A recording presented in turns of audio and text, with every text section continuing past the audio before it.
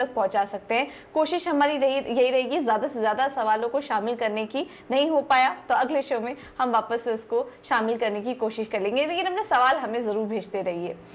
तो चलिए अब आज के शो की शुरुआत करते हैं और आज हम काफी इंटरेस्टिंग टॉपिक पर चर्चा करने वाले हैं। और वो इंटरेस्टिंग इसलिए है क्योंकि वो है आपके काफी कंफ्यूजन रहती है और स्पेशली जो नए टैक्स पेयर हैं उन्हें इस चीज को लेकर एक काफी डाउट रहता है कि हमें भरना चाहिए या नहीं भरना चाहिए, क्या मेरे लिए भरना जरूरी है, अगर मैं नहीं भरूं तो फिर उससे क्या नुकसान हो जाएगा। इस तरह के काफी सवाल आपके मन में आते होंगे और सरकार भी लगातार इससे जुड़े जो नियम हैं उसे कहीं ना कहीं अपडेट करती रहती है, उसमें कुछ ना कुछ बदलाव करती रहती है। तो अगर ऐसा कुछ भी होता है तो वो बदलाव भी हम जिसका कि जानना काफी जरूरी है, क्योंकि अब ऐसे में ITI फाइल करना कुछ लोगों के लिए, कुछ सेक्शन के लिए एक जरूरी हो चुका है, एक मैंडेटरी हो चुका है। और अगर आप वो नहीं करते हैं तो फिर आपको कुछ पेनल्टी या फिर उसका कुछ खामियाजा भी भुगतना पड़ सकता है। तो क्या कुछ रूल्स हैं, क्या नए नियम कहते हैं, किनके किनके लिए वो मैंडेटरी हो चुका है, इस सबको आज हम कवर करने की कोशिश करेंगे। और चलिए शो की शुरुआत कर, टैक्स एक्सपर्ट हैं वो आज हमारे साथ मौजूद हैं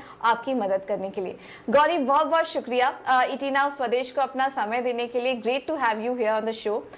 सबसे पहले तो आपके से जानना चाहेंगे जो भी हमने अभी नए रूल के बारे में बात की, इसमें कुछ बदलाव भी हुए हैं ITR के नियमों को लेकर, इसके बारे में कुछ बताइए, रिड्यूस किया है, इस पर भी हमें जानकारी दीजिए।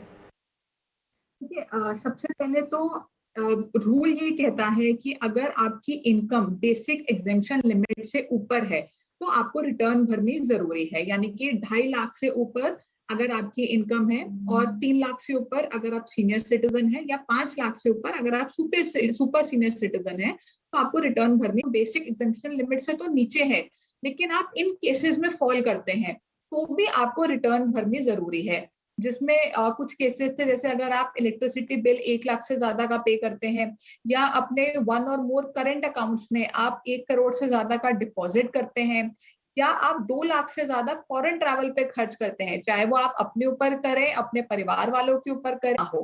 तो ये मैंडेटरी किया था 2019 तक।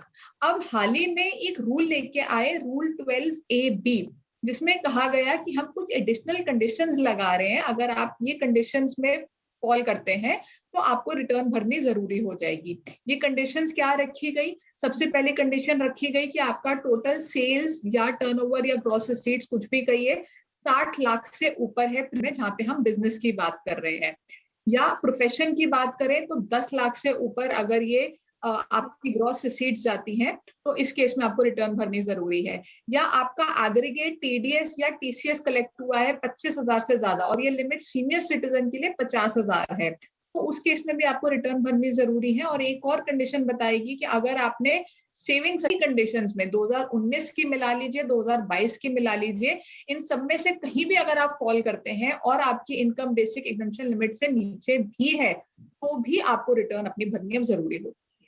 ओके, तो देखिए यहाँ पे कुछ नियम की बात की हमने, बिजनेस प्रोफेशंस के बारे में भी हमने आपको बताया कि अगर आप बिजनेस में हैं तो अगर कर ली जाती है बिजनेस के केस में तो फिर ये मैंडेटरी हो जाएगा आपके लिए। प्रोफेशन में भी किस तरह के नियम है ये भी हमने आपको बताया कि अगर 10 लाख से ऊपर आपके टोटल ग्रॉस रिसिप्ट है तो फिर यहाँ पर आपके लिए मैंडेटरी हो जाएगा। और TDS और टैक्स डिडक्शन एट सोर्स और tax collected at source, TDS और TCS, अगर इसको लेकर भी कुछ नियम आए हैं। अगर पिछले साल 25,000 से 25,000 या उससे ज्यादा हो जाते हैं और अगर यहाँ पर एज लिमिट भी, जैसा कि अभी गौरी एज का भी फैक्टर ध्यान में रखिए, 60 साल से अगर कम की उम्र है आपकी तो फिर ये आपके लिए मैंडेटरी हो जाएगा। तो ये कुछ तमाम नियम हमने आपको बताए। अब गौरी बार फिर से हम जानना चाहेंगे सेविंग अकाउंट को लेकर क्या रूल है डिपॉजिट के केस में, जैसे कि आप अभी थोड़ी देर पहले बता रही थी। तो इस केस में अगर क्या पर्सन वो रिटायर हो चुका है और उसके पास कुछ अकाउंट्स है, अकाउंट में कुछ फिक्स्ड कुछ सेविंग्स उसके पड़े हुए हैं तो भी क्या उसको ITR फाइल करना पड़ेगा उस केस में? क्योंकि अभी आपने एज फैक्टर की भी बात की कि उम्र अगर 60 साल से ज्यादा हो या फिर 60 साल से कम हो तो उस केस में क्या नियम लगते हैं? देखिए मैं क्लैरिफाई कर दूं कि जो सीनियर सिटीजन और नॉन सीनियर सिटीजन की मैंने बात की वो मैंने बात की TDS और TCS को लेकर के। तो अगर आपका TDS या TCS 25,000 से ज्यादा डिडक्ट सीनियर सिटीजन के लिए हो जाती है 50,000 रुपए। अगर हम बात करें सेविंग्स बैंक अकाउंट में डिपॉजिट की तो डिपॉजिट से मेरा मतलब ये नहीं है कि आपके पास जो बैलेंस पड़ा है, फ्रेश डिपॉजिट अगर पूरे साल में 50 लाख से ज्यादा होता है तो आपको रिटर्न भरनी जरूरी है। और देखिए पूजा, ये आप अगर लॉजिकली सोचें तो अगर किसी व्यक्ति के सेविंग्स अकाउंट में 50 लाख से ज्यादा का डिपॉजिट है और वो ये कहते हैं सेविंग्स बैंक अकाउंट में डिपॉजिट करने का, तो मुझे लगता है एक अच्छा स्टेप है जिससे ज्यादा से ज्यादा लोग हम रिटर्न भर पाएंगे। बिल्कुल बिल्कुल। तो ज़्यादा से ज़्यादा लोग इसके अंतर्गत आ पाएँ, ज़्यादा से ज़्यादा लोग आईटीआर फाइल कर पाएँ, इस वजह से ये नए नियम जिसके अंतर्गत ये काफ़ी ज़रूरी हो जाता है, आपके लिए मैंडेटरी है कि आप आईटीआर ज़रूर फाइल करें।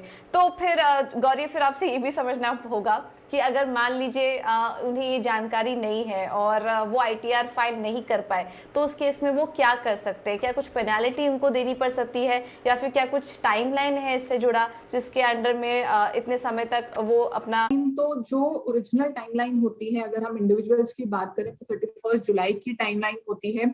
और वो कई बार अभी जैसे हमने देखा कोरोना के चलते भी और उससे पहले भी कई सालों में एक्सटेंड हुई है। तो जो एक्सटेंडेड ड्यू डेट है उस तक आपको रिटर्न भरनी जरूरी होती है।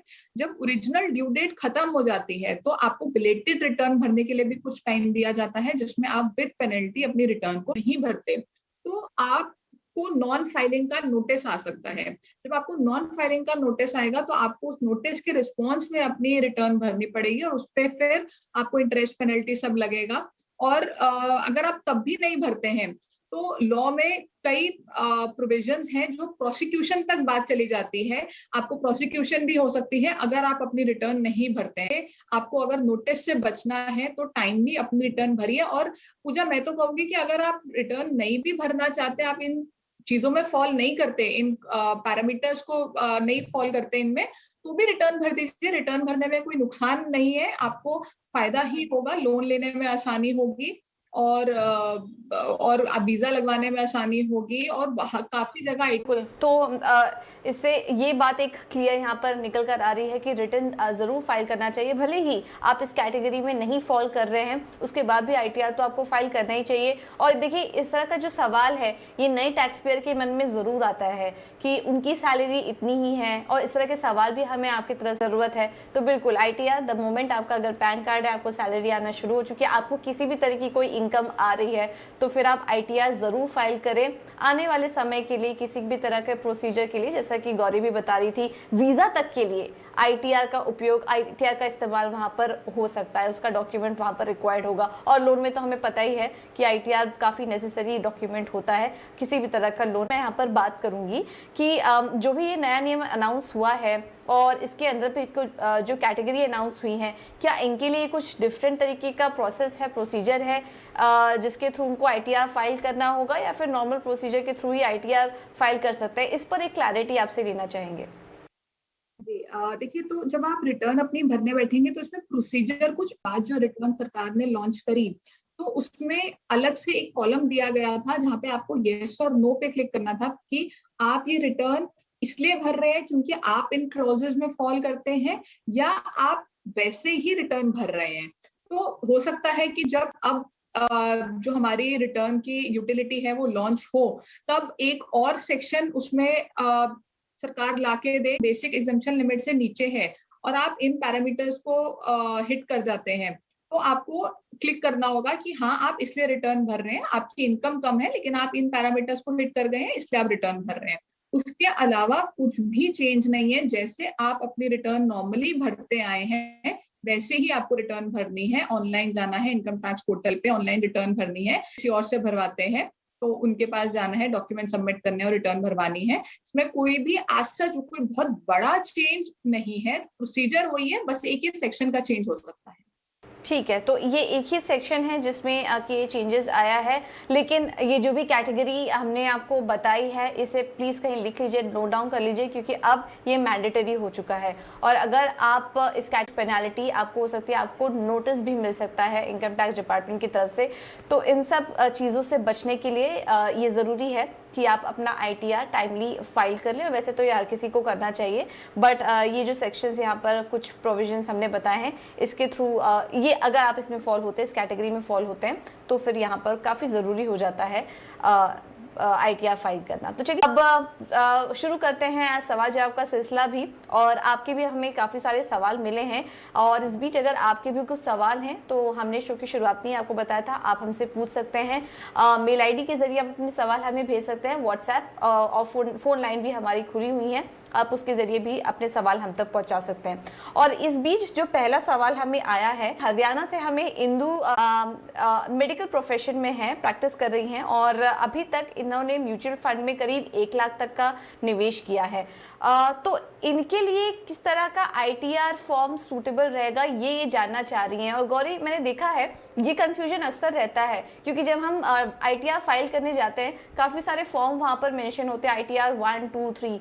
तो ऐसे में जो नया क्लैरिफाई करिए कि क्या करना चाहिए, और इंदु को भी आप क्या सजेस्ट करेंगी, क्योंकि म्यूचुअल फंड में भी इनका निवेश है जैसा कि ये बता रही हैं, और मेडिकल प्रोफेशनल है, प्रैक्टिस कर रही हैं। तो क्या सुझाव देंगी इंदु को यहाँ पर आप? जी पूजा, मैं सवाल का जवाब इस तरह से देती हूँ कि हमारे ज्यादातर व्यूअर्स का जो डाउट है वो क्लियर हो जाए, तो मैं दोनों तरीके से बता देती हूँ। कम होती तो इनको ITR 1 भरनी होती, लेकिन क्योंकि आपने कहा कि ये प्रैक्टिस में, यानी कि ये अपना काम कर रही है, या ये किसी हॉस्पिटल के साथ भी जुड़ी हो और कॉन्ट्रैक्चुअल पे हो, इन दोनों ही केसेस में इनको ITR 3 भरनी होगी, जिसमें ये प्रॉपर अपना प्रॉफिट एंड लॉस अकाउंट और बैलेंस शीट है। तो इनके लिए एक और सेक्शन बना है 44 ADA। अगर ये चाहें, जरूरी नहीं है कि उनको इस सेक्शन में जाना है, लेकिन अगर ये चाहें तो ये 44 ADA का इस्तेमाल कर सकती है। अगर इनकी रिसीट 50 लाख से कम है तो इस सेक्शन में आपको आपका बैलेंस शीट और प्रॉफिट एंड लॉस अकाउंट बनाने की कोई जरूरत नहीं होती। आप सिर्फ अपना जो प्रॉफिट है वो 50% ऑफ द ग्रॉस रिसीट से, इसके लिए आपको ITR 4 को चूज करना होगा। तो अगर आप सैलरीड हैं आपके लिए हो गई ITR 1, अगर आप प्रॉफिट एंड लॉस और बैलेंस शीट बना रहे हैं तो आपके लिए हो गई ITR 3, और अगर आप प्रिजम्पटिव सेक्शन 44 ADA का इस्तेमाल कर रहे हैं तो आपके लिए हो गई ITR 4। अब बात करते हैं कि आपने म्यूचुअल फंड्स का जिक्र किया कि इन्होंने इन्वेस्टमेंट की है म्यूचुअल फंड में। तो जो आपने इन्वेस्टमेंट की है म्यूचुअल फंड में, इससे फॉर्म पे कोई असर नहीं पड़ेगा। आपको कहीं भी ये दिखाने की जरूरत, आपने 1 लाख की इन्वेस्टमेंट की है म्यूचुअल फंड में, आपको ये दिखाना तब होगा जब आप इस म्यूचुअल फंड को बेचेंगे और आपको कोई कैपिटल गेन या लॉस होगा। तो जब आपको कैपिटल गेन या लॉस होगा तो आप अपनी रिटर्न में मोस्ट प्रोबेबली आप ITR 2 या 3 भरेंगे। अगर आपको आप प्रॉफिट एंड लॉस अकाउंट बनाते हैं तो 3, और अगर आप नहीं बनाते हैं तो ITR 2 आपको भरनी होगी, और आपको उसमें दिखाना होगा कि आपने ये परचेज किए थे। तो अभी फिलहाल के लिए आप म्यूचुअल फंड्स को भूल जाइए, क्योंकि आपकी सिर्फ इन्वेस्टमेंट है, कोई सेल नहीं है। आपको सिर्फ देखना है कि आप मेडिकल प्रोफेशनल है, प्रैक्टिस में है, तो आपको आइदर ITR 3 चूज करनी है या 4 चूज करनी है, डिपेंडिंग अपॉन कि आपकी इनकम कितनी है। अगर आपकी इनकम 50 लाख से नीचे है, मैं आपको सजेस्ट करूंगी कि ITR 4 में 44 ADA सेक्शन, उस पर आपको टैक्स देना होगा। अगर आप इस FD को ब्रेक भी करते हैं तो उस पर कोई और आपको एक्स्ट्रा टैक्स देने की जरूरत नहीं है, सिर्फ जो आपने FD से इंटरेस्ट कमाया है उस पे ही आपको टैक्स देना है। अब बात आती है कि जब आप इस FD को तोड़ देंगे तो आप पूछना चाह रहे हैं कि आप इसको कहाँ इन्वेस्ट करें। तो देखिए बहुत चीजों पे ये डिपेंड करता है कि आपकी रिस्क टेकिंग एबिलिटी कितनी है, कितने ऐसी कुछ चीजें हैं। तो मैं आपको 1-2 ऑप्शंस दे देती हूँ जिसमें आप थोड़ी सी अपनी भी रिसर्च करिएगा, क्योंकि आप अपने सारे जिंदगी की जमा पूंजी लगाएंगे तो किसी ऐसे इंस्ट्रूमेंट में लगाइएगा जहां से आप जल्दी उस पैसे को निकाल सकें। तो आप मंथली जो post office monthly saving scheme होती है वहां पे इन्वेस्ट कर सकते हैं, NSE में इन्वेस्ट कर सकते हैं, और म्यूचुअल फंड्स एक बहुत अच्छा तरीका है इन्वेस्ट करने का। लेकिन म्यूचुअल फंड्स में आपको थोड़ा सा देखना ये होगा जाते हैं, तो क्योंकि आप रिटायर्ड हैं तो आपको प्योर इक्विटी शायद कोई सजेस्ट नहीं करेगा, तो आपको थोड़ा सा डेट इंस्ट्रूमेंट या बैलेंस्ड फंड आपको देखना होगा जहां से आपको एक ठीक ठाक रिटर्न आए और रिस्क भी कम हो। तो ये चीजें आप कंसिडर कर सकते हैं। और टैक्सेशन इनका जो भी होगा वो डिपेंड करेगा आप कौन सी स्कीम ले रहे हैं। और गोल्ड में अगर आप इन्वेस्ट करते हैं उसका टैक्सेशन अलग होता है, प्रॉपर्टी में आप इन्वेस्ट करते हैं उसका टैक्सेशन अलग होता है।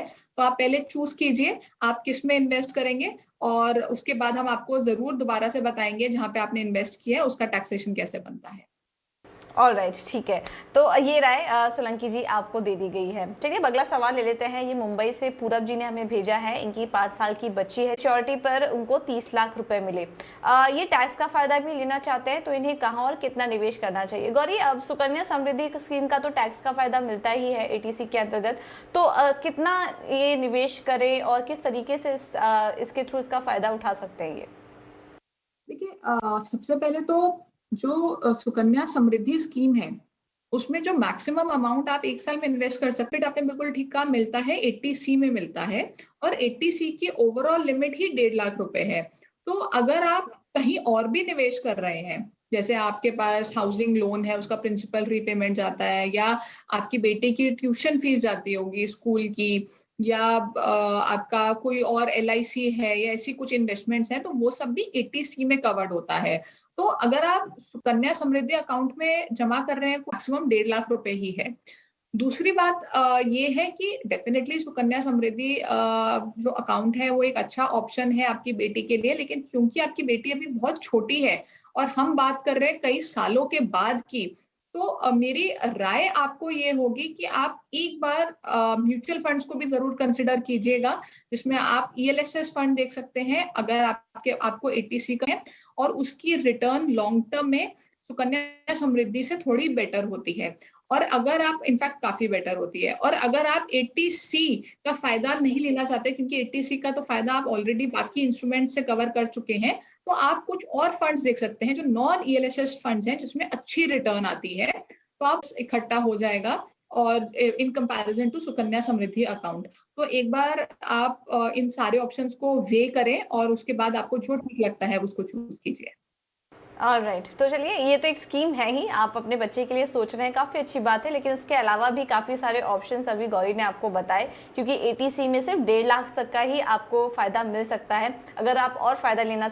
चलिए, फिलहाल समय की कमी है, इतने ही सवालों को हम शामिल कर पाएंगे, लेकिन गौरी बहुत बहुत शुक्रिया आपका हमारे साथ जुड़ने के लिए, तमाम सवालों पर अपनी राय देने के लिए, और ये जो नया नियम आया है उस पर भी आसान भाषा में हमारे दर्शकों को उसके बारे में समझाने के लिए बहुत बहुत धन्यवाद आपका।